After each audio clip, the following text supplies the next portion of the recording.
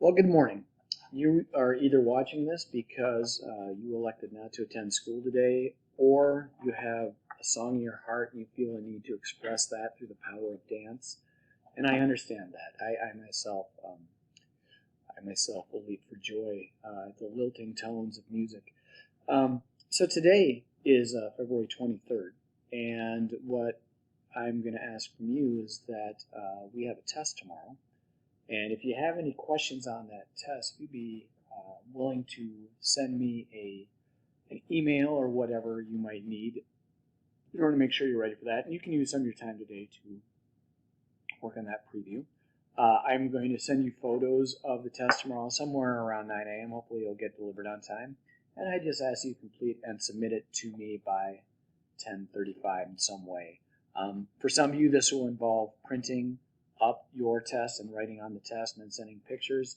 Others who are Luddites and who might not have a printer, who might have like an abacus or might be using shells as currency, can probably transfer their problems onto paper and submit those photos to me if necessary. So that's something you can work on today after you are done with this video.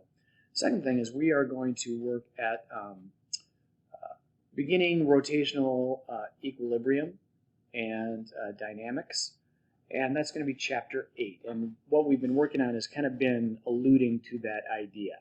So we've been looking at angular acceleration, and that is something that we have been able to relate the rotational motion of an object to the linear motion, and that's going to be linked through geometry, and we're going to measure that angular acceleration in radians per second squared. We're going to represent this by this little fish-shaped creature called alpha. That's a Greek letter alpha. And if you think about it, what caused linear acceleration? Well, what caused linear acceleration was a net force. And we said, hey, F equals ma, and we're going to find out that something similar happens to create an angular acceleration. And that something is called torque. And we are going to represent that with a big old letter T. Okay? Now, T can just be thought of as being radius times the force. Now, I'm including this cosine theta here. Normally, we're going to presume that this force is exerted perpendicular to this arm here. Okay? But if there's any angle theta from that, then it's going to be RF cosine of theta, because we only want this component that is perpendicular to this lever here. It's not really no different than when we applied a force.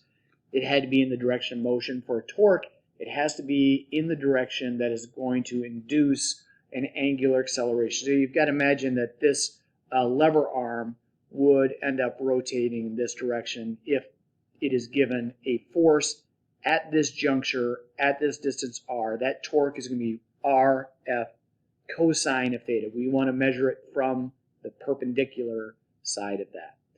So it has to be perpendicular to the radius there. Let me shrink this down. It looks like I'm getting outside the screen here. I don't want to be doing that. Let's see if that helps. Whoa, a little out of control there. Let's get that back up to normal size. So we're going to measure our torque in a Newton meter. You might say, well, Mr. Lizzie, if we have a Newton, which is a force, times a meter, which is a distance, that should be work. Well, in this case, we're not going to be measuring it in joules. It's a Newton meter.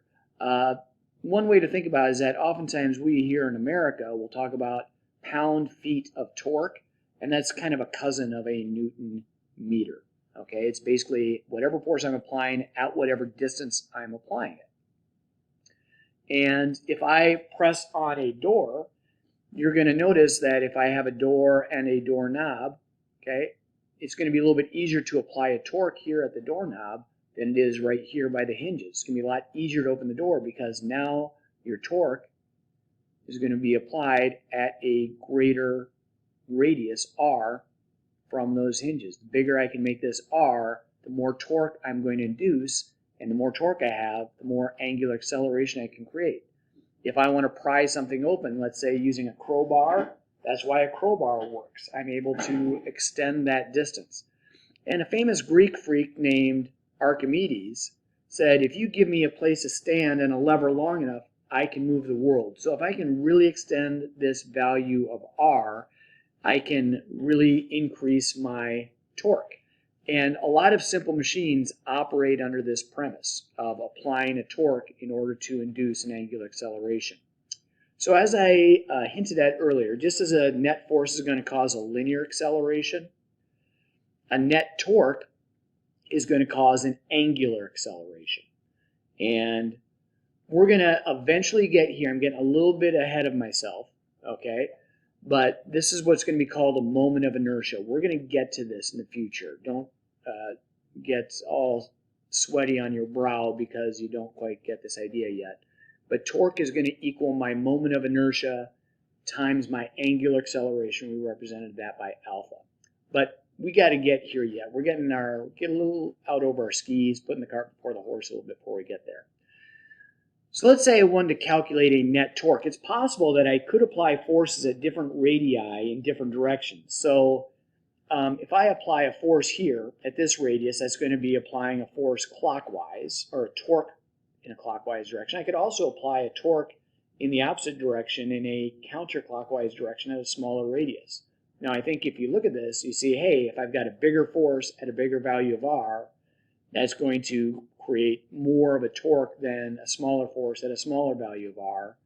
And so this is going to create a net torque, and we call that into the paper, and we call this the right-hand rule. What you do is you take your hand, your right hand, and you twist it in the direction that the net torque is going to be, and whichever direction your thumb is pointing is going to be the direction of the torque. It's kind of an odd deal. It makes a little bit more sense when we talk about electricity, but here just kind of understand that that's the idea.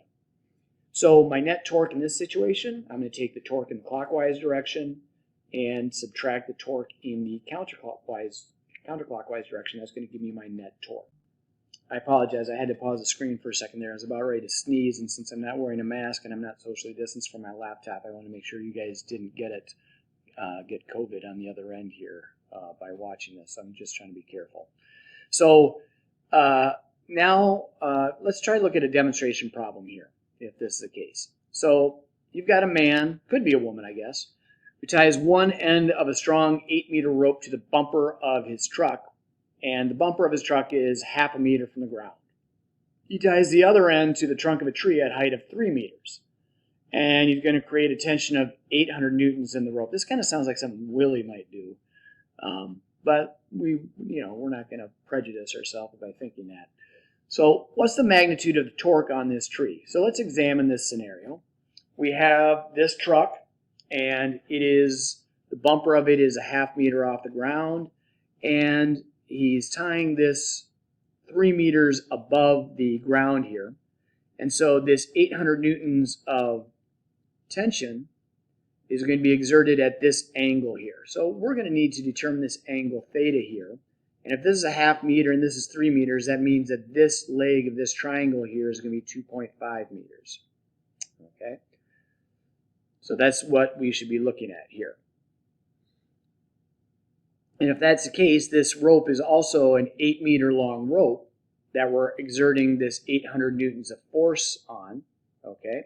So using a little bit of trigonometry, if this is 8 meters and that's 2.5 meters, I can take the inverse sine of this angle here, 2.5 over 8, and I'm going to find out that this angle measures 18 degrees. Notice we're kind of flip-flopping back and forth in between radians and degrees, and I hope you feel comfortable with that.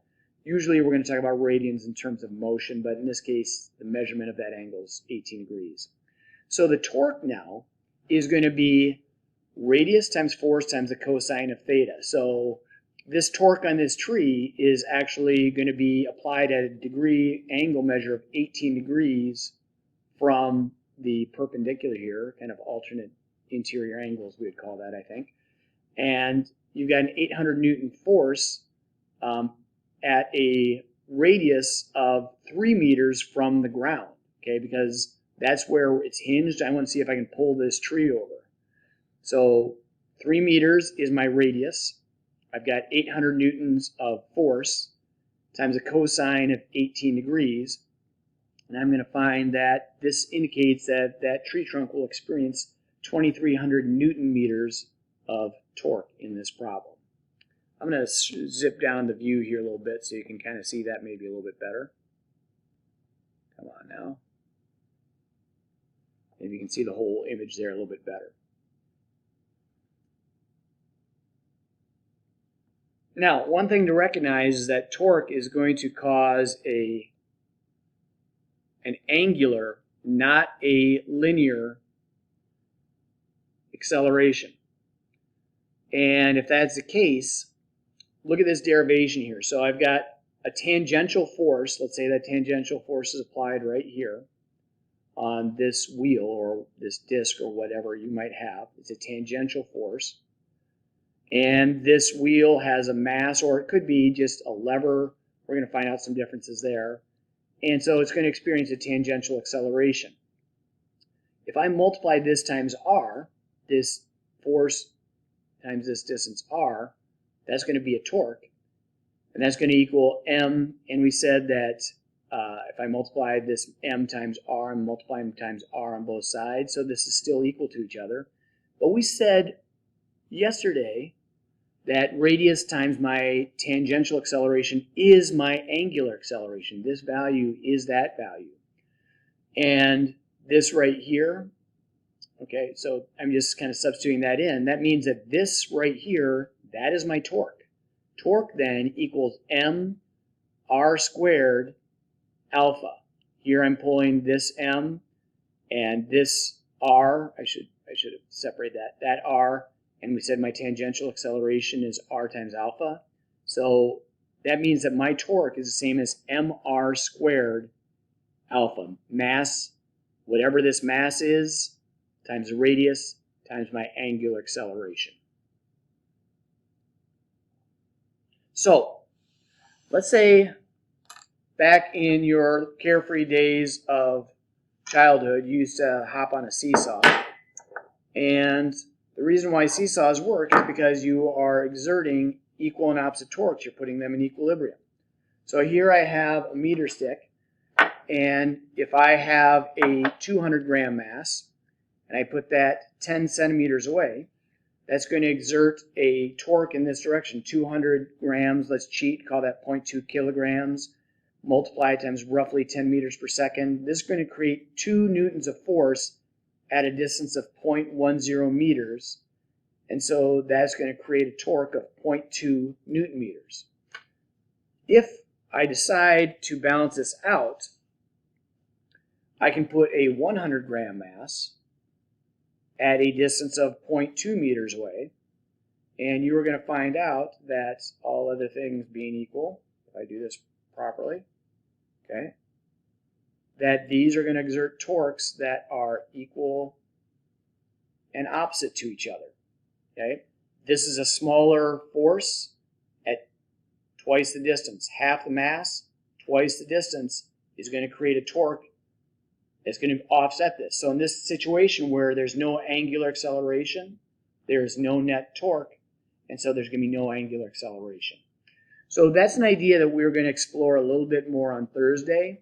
This is a situation called dynamic equilibrium, and we're going to explore that. Not only does the net force have to be 0, the net torque has to be 0. So the weight of this meter stick on this hinge point is going to be offset by the normal force pushing up this way, but also the torques in either direction are going to equal each other as well.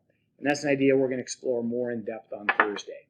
So at this point, you have the option of either previewing the test or working on these types of problems for your assignment.